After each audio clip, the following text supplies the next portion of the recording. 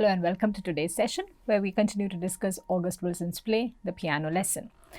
So this is a 1987 play which had won a number of accolades in 1990, including the Pulitzer Prize for Drama. So this was a painting by Romare Bearden, the painting which inspired August Wilson to write a play featuring a very strong female character. So here you can see, how the black characters here are practicing piano, taking piano lessons in this very famous painting, which acted as an inspiration for the play The Piano Lesson by August Wilson. So when these are, a quick recap of the characters. These are the major characters of the play. Dawker Charles, who's the owner of the Charles household, and it is through him that we get an account of the history of the piano and how that is very closely connected with the Black American history, very closely connected with the Charles household. And he also gives us extensive details about his previous occupation, the description of how he used to work on the railroads. It gives us a connection. It gives us a sense of his connection with the past and how that informs the various decisions that the family takes. Boy Willie is a 30-year-old man. He's the impulsive brother of Bernice, and also someone who wants to claim his share of the modern amenities and the modern fortunes which are being made available to him. He was recently released from prison, we realize, and he also wants to sell the piano, which is an ancestral property, which is a reminder of the past, in order to acquire the land of Mr. Sutton, for whom his ancestors worked as slaves. Bernice is, of course, Boy Willie's sister, and she's the only one in the family who wants to stay attached to the piano and keep it as a possession, as an object. She has an 11-year-old daughter who's taking lessons in playing piano, but she's not aware of the family's past or how the piano is intricately connected to with their ancestors' history of slavery. Limon, who accompanies Boy Willie, is a sympathizer. He's a good listener. He's obsessed with women. We find that he even attempts to seduce Bernice. It also actually works to their favor, at least temporarily, to bring her out of the state of perennial mourning that she seems to be in. Avery Brown is a preacher who's presented in a very unconventional form. He's very honest, but also very ambitious, and his commitment towards what he is doing, including his attempt to build a church, it's very evident, and he tries to quote Bernice and is often seen as giving very important life-changing advice to Bernice. Whining Boy, who is the older brother of Dawker, was a successful recording artist during his youth, but now he is largely seen as a failed person who is continuing to live in his past glory. And he also, he and Bernice, it is implied in the story that they can speak to the dead, and that's also being incorporated into the play. So we did broadly talk about the broad historical framework within which this play like this is supported. Today we look at the major themes which are framing the discussion. So, memory and historical legacy. So, in this play, it is possible to argue that August Wilson is primarily asking this question: what do you do with your legacy, and how do you best put it to use? Yeah. So, legacy, the piano, is at the heart of this play, and what one does with the piano and how it could be put to the best use in order to make the most of the present is the pressing question throughout this play. And in the piano, we find that, in the play, we find that the piano, the object piano, which is very carefully preserved in Bernice's household, it embodies the legacy of Charles's family. And the central conflict is also about what to do with it, because this legacy is being received by each character in different ways. It is indeed a constant reminder of the unsavory past that the family had to experience. But this past is also a definite marker of their identity. A detachment from this past would also mean that they are trying to detach themselves from the only kind of history that they have access to.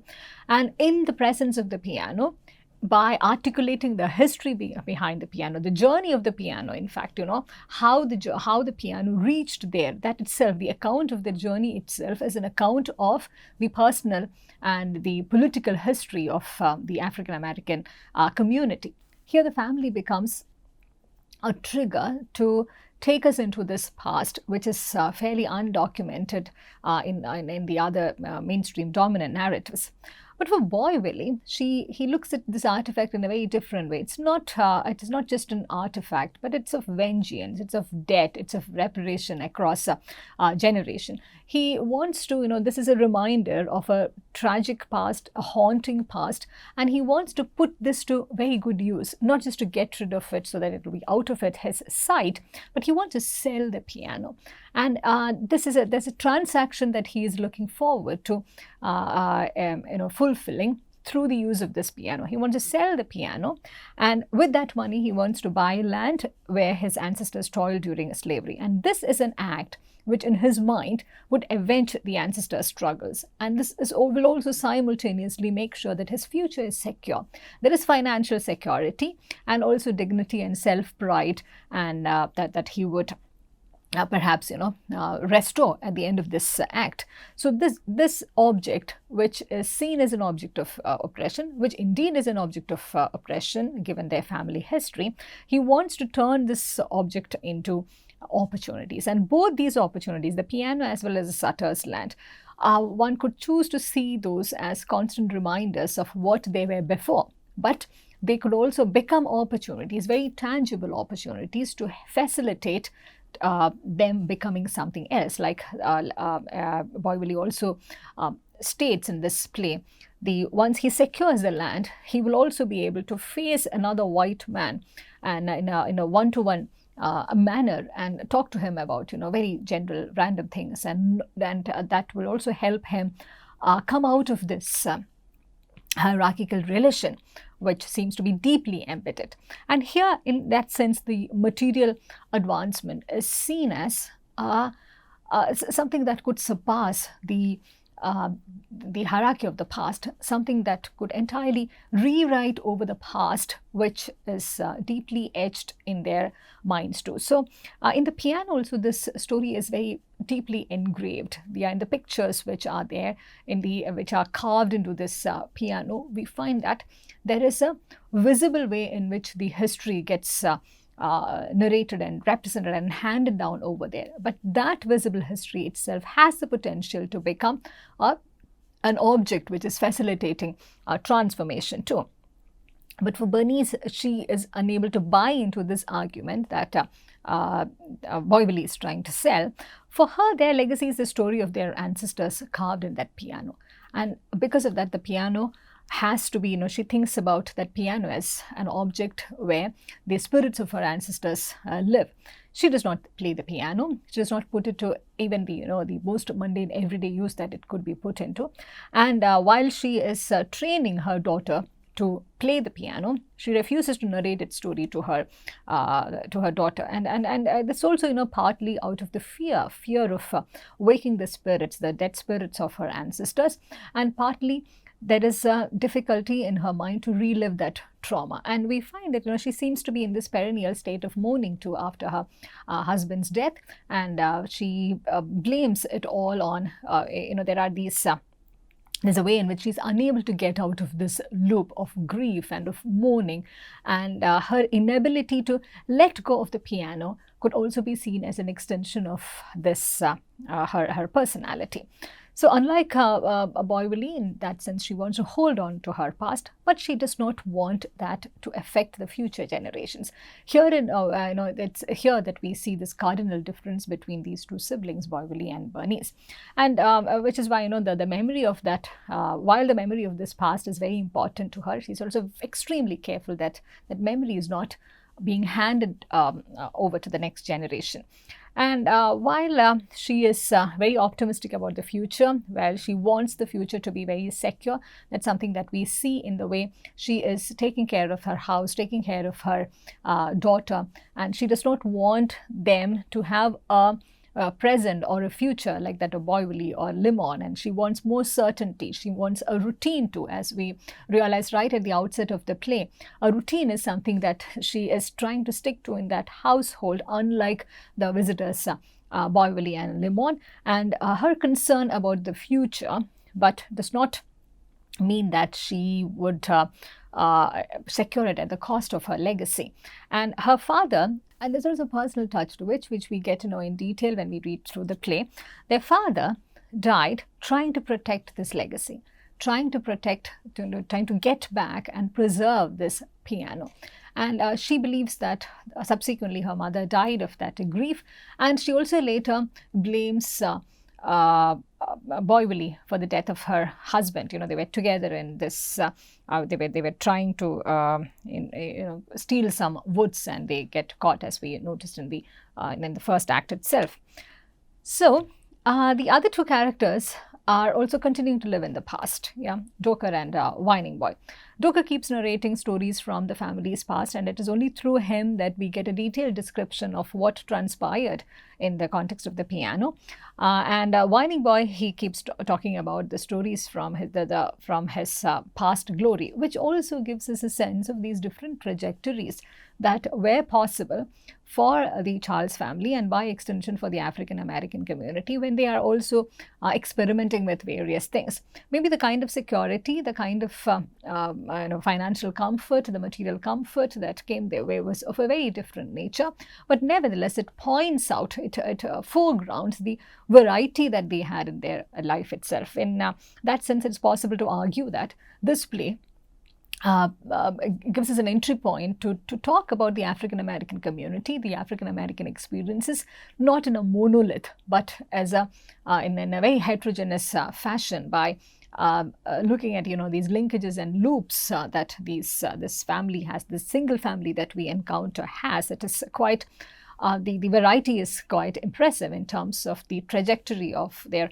historical, personal, and even spiritual experiences, as we would see. So this play very obviously talks about racism and about self-worth, about self-determination. It's ultimately about choices. Just the way we noticed in Raised in the Sun too, it is about the choices that they are forced to make, the choices that they would ideally want to make while they are also encountering these dark realities of racist behavior all around them. So this is about also learning to manage their life on their own, given that they are now no longer under the mercy of the white families who owned them. Now that they are no longer under the at the service of the whoever was overseeing them. So there is a sense of agency which they have begun to acquire, and the play, and like most plays of this kind, it's also about trying to articulate and trying to put this agency to good use. So every character here, we find that their attitudes to racism, their attitude towards their self-worth and self-determination, and the way they respond to racist behavior, it's very different. That's again something we notice in the first act itself, where some characters feel that, like Dokar, Limon, they feel that the treatment towards the colored people are very different. Even the law treats them differently. But Boyvili seems to have a very naive kind of optimism, which leads him to think that it's up to him, and you are treated the way you allow people to treat you. And this is again something that is that's something he is able to lay claim to because of these promising, enterprising ideas that he has in mind as well. And it becomes all the more important for a character like Boyvili to claim that land even at the cost of the family legacy, because he wants to be able to appropriate appropriate the sense of ownership on a land which never belonged to them, on a land where they worked as slaves. So Willie also does not want to join the Boyvili does not want to enjoy the freedom in the north. Instead, he wants to buy the property of that family and settle down in the south itself, because financial comfort and material wealth, that kind of an advancement, it's very important for him. That's very important for him to be able to secure, to be able to find the kind of person that he actually is. So he defines success in terms of how best he can avenge their ancestors. And he also wants equal status among the whites, and he wants to own the property which originally was owned by them. So the way Limon responds to this is very different. He is willing to give up the financial gains that he could have made if he were living in the south, and he sees the life in the north, and he wants to continue to live there because there is more freedom and there is more. They are able to lead their own lives in very independent ways. So North offers this space, this liberty, this atmosphere which has agency, which has freedom, and that's something the South does not have at all.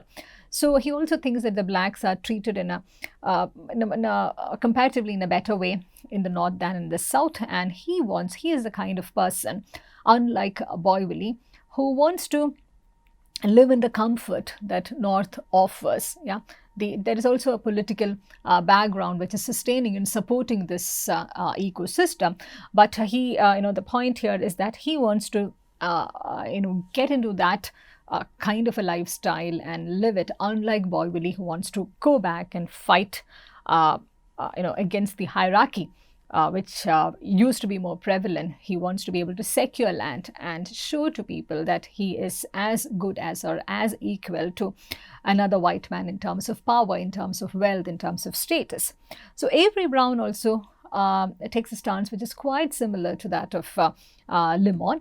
He first traveled to the north with the hopes of courting Bernice and getting married to her after her husband's death.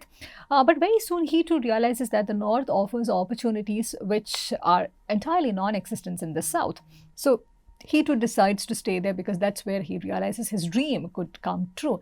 He can build his own congregation, he can build his own church, and he though in a very relative sense, he is able to pursue his dreams in a more systematic manner. All the characters realize that too. They are able to pursue their dreams and they are able to do what their mind wants when they are in the living in the north. But of course, South has more prosperity, and that is something which is extremely appealing to Boy Willie. So when one talks about self-determination and self-worth, it's again becomes important to trace the history of this family.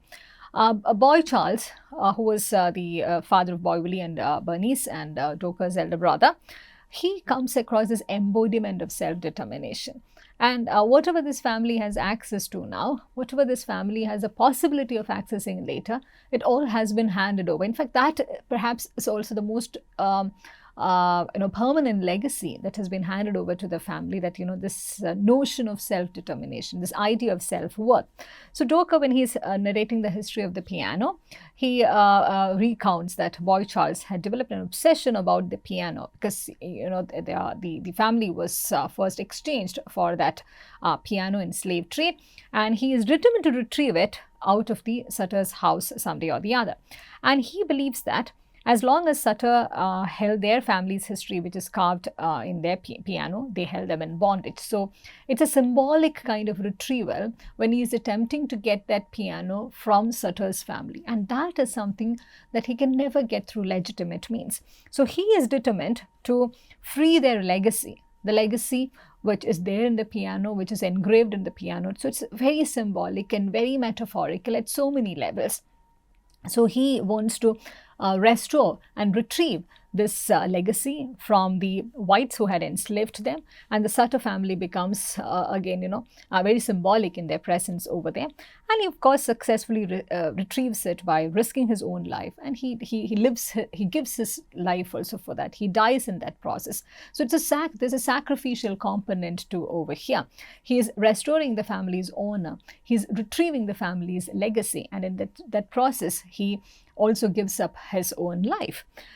So we do find the emotional connect that Bernice finds difficult to let go of, given that now that we know the background as well. And for boy Charles, the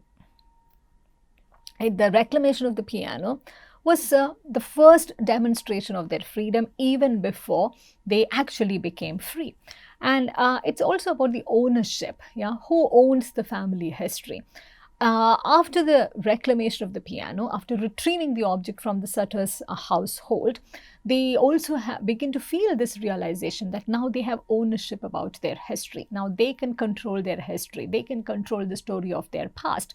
It is this control that Boy wants to use in a purely materialistic sense. It is this control which in some sense Bernice wants to retain, but she retains that by also withholding important historical information, important past memories. She's withholding that from her own daughter as well. So what's most important over here is how this play is allowing each character to make their own choices. And when faced with racism, which could be very traumatic, the after effects could be permanent, continuing to generations. What this play is highlighting is that despite all of this, the play is a lesson on how people make choices, difficult choices when faced with such harsh realities. And for each one of them, this choice is entirely meaningful. It's not a random, rapid, abrupt choice that they are making. It's a very well thought out choice which is getting reflected in the way they lead their lives on a daily basis. So there's a supernatural and spiritual element built into this play, which for instance, there are characters such as Avery, who's very obviously and very visibly spiritual in their temperament. He wants to set up his congregation, build his own church. He has this dream about how God himself called him into this vocation. But the other characters too, we find that they're irrespective of their understanding of spirituality or their willingness to engage with spirituality, we find that they always come into contact with the supernatural forces. The mention of the ghost from the beginning, the ghost which Bernice claims she keeps seeing, and the spirits of these ancestors who she believes are living inside in the piano, in the object of this legacy. So we find a lot of such supernatural references throughout the play. Willie actually believes that it was the ghost of the yellow dog and boy Charles who killed Sutter. Yeah, and Bernice and Amaretta, they keep encountering Sutter's ghost upstairs several times, and in fact, Droker is more inclined to believe that because in his mind, Bernice is not the kind of woman who would just make up such things, but Willie refuses to believe it, refuses to buy that story at the beginning. And in this household, it could be seen that the whole family encounters an incident where they also decide to. We see that this whole family encounters this very mysterious, supernatural incident where the ghosts of their ancestors are helping them get rid of Sutter's ghost, the Sutter being the enemy over here. So the importance, if you think about this as a technique, as a dramatic technique, this introduction of the supernatural becomes important. Just so the ancestors can also become characters in this play. They can also participate in what is happening in the contemporary and not stay aloof, and they're not forced to stay away from what is happening in the past, because they also, it's some way of the narrative, in some way through which the narrative is able to show that the ancestors, though they are not present today, they too have a right to interfere, they too have a right to know, they too have a right to participate in everything revolutionary that is happening over during this time.